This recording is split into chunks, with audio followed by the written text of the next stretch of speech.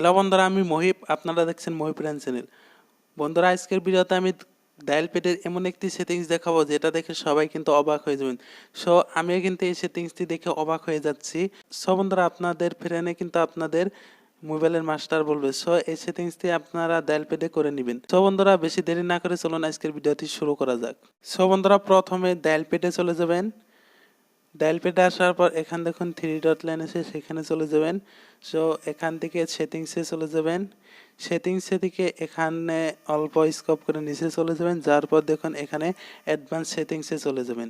Advance সেটিংসে আসার পর এখান দেখুন কুইক ডায়াল। সো এখানে ক্লিক করে দিবেন। দেওয়ার পর দেখুন এখানে কিন্তু নাম্বার এসে যাবে।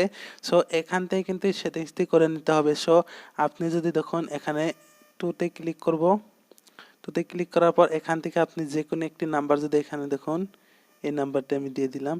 সো দেখুন এই নাম্বারটি কিন্তু এখানে সেভ হয়ে যাচ্ছে। সো এভাবে কিন্তু এই নাম্বারটি এভাবে সেভ হয়ে যাবে। সো বন্ধুরা, এভাবে কিন্তু নাম্বারটি সেভ করে নিতে পারবেন। দেখুন এখন আমি টুতে ক্লিক করার পর